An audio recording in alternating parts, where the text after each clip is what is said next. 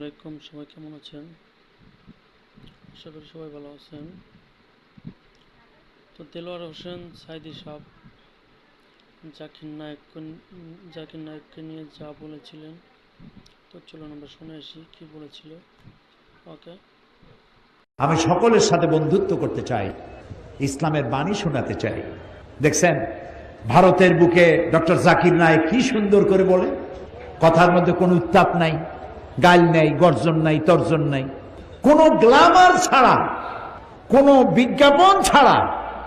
একটা টেলিভিশন চলে একটা ব্যক্তি দিয়া, যার দর্শক সংখ্যা কোটি কোটি, এবং তার শ্রোতারা মূর্খ না, যারা শোনে হাইলি এডুকেটেড পারসন, হাজার হাজার বসে বসে তার কথা শোনে। সুবহানাল্লাহ। তার কথা মনে উঠলেই আমার দোয়া আসে শুধু। আমার কাছে মনে হয় মুসলিম মিল্লাতের জন্য আল্লাহর এক নিয়ামত। আল্লাহ জাকির নায়েকের হায়াত দারাজ করে দাও, তার স্মৃতিশক্তি আরো বাড়ায় নাও। একবার শুনলাম এক মহিলা প্রশ্ন করছে ডক্টর জাকির নায়েককে যে, আচ্ছা আপনি তো বললেন হিন্দু মুসলমান খ্রিস্টান বৌদ্ধ সব ভাই ভাই, তো সব যদি আমরা ভাই ভাই হই, আমি তো হিন্দু, ওই মহিলা বলছে আমি তো হিন্দু, তা আপনার মক্কা মদিনে আমরা যাইতে পারি না কেন? এটা কঠিন প্রশ্ন। আমি চিন্তা করলাম কি জবাব দেয়।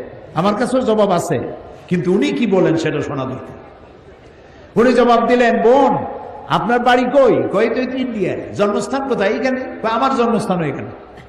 আচ্ছা বোন আপনি কি জানেন যে ইন্ডিয়ায় এমন এমন এমন জায়গা আছে যেখানে এখানে জন্মগ্রহণ করার পরেও সে জায়গায় আপনি আর আমি যাইতে পারি না? এরকম জায়গার নাম জানেন?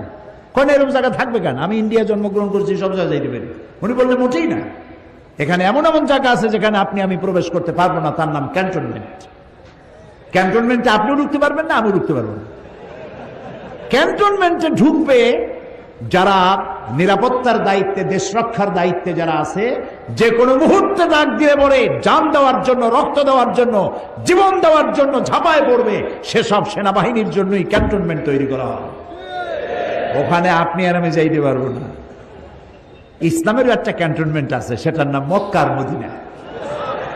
ওইখানে ওই সব লোকেরাই যেতে পারে যারা আল্লাহর জন্য জান দিতে পারে, মাল দিতে পারে, রক্ত দিতে পারে।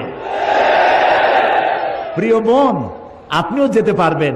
আপনার পাসপোর্টে একটা ভিসা লাগান, ভিসার নাম লা ইলাহা ইল্লাল্লাহু মুহাম্মাদুর রাসূলুল্লাহ। কালকে আপনি মক্কা মদিনা চলে যান। কি সুন্দর জবাব!